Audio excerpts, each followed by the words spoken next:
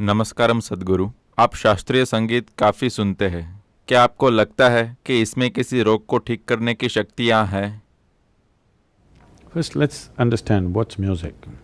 पहले ये समझते हैं कि संगीत क्या है। संगीत ध्वनियों की एक तरह की व्यवस्था है। अगर आप ध्वनियों को एक तरह से व्यवस्थित करते हैं तो वो शोर बन जाएगा। अगर आप ध्वनियों को दूसरे तरीके से व्यवस्थित करते हैं तो वो संगीत बन जाएगा। आज बहुत सारे शोर को संगीत माना जा रहा है, ठीक है? अगर आपको शास्त्रीय संगीत के बारे में कुछ पता है तो आप देखेंगे कि शास्त्रीय संगीत के पीछे बहुत अधिक मात्रा में गणित शामिल है। इसका एक ढांचा होता है, एक गणितीय ढांचा बनाया जाता है। जहां तक मेरी बात है, जब मैं किसी वाकई अच्छे गायक को गाते हुए देखता हूं तो मेरे लिए उससे एक पूरी ज्यामिति उभर कर आती है। तो एक तरह से आप ध्वनि के रूप में फिर से सृष्टि का निर्माण करने की कोशिश कर रहे हैं।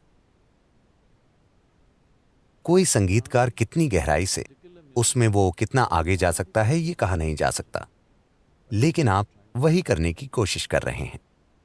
आप ज्यामितीय पैटर्न्स की खोज करने की कोशिश कर रहे हैं, वो सभी जटिल पैटर्न्स जो सृष्टि के रूप में संभव हैं, क्योंकि सृष्टि बस ध्वनियों का या स्पंदनों का एक जटिल मिश्रण है। तो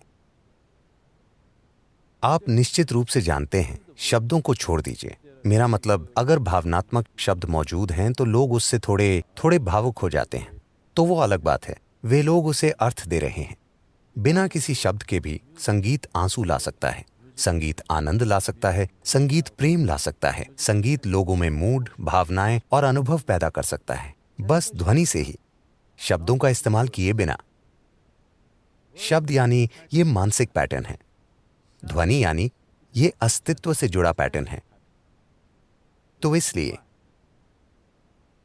ऐसा संगीत जिसमें शब्द नहीं होते बहुत महत्वपूर्ण है, और ज्यादातर भारतीय संगीत काफी हद तक ध्वनि है। यहां वहां कुछ शब्द होते हैं पर ज्यादातर ध्वनि, क्योंकि Sound is an existential structure.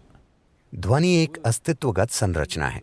शब्द, किसी शब्द का अर्थ एक मानसिक संरचना है। अगर मैं तमिल में एक गीत गाता हूं तो आपके लिए उसका कोई अर्थ नहीं है, क्योंकि शायद आप वो भाषा नहीं समझते।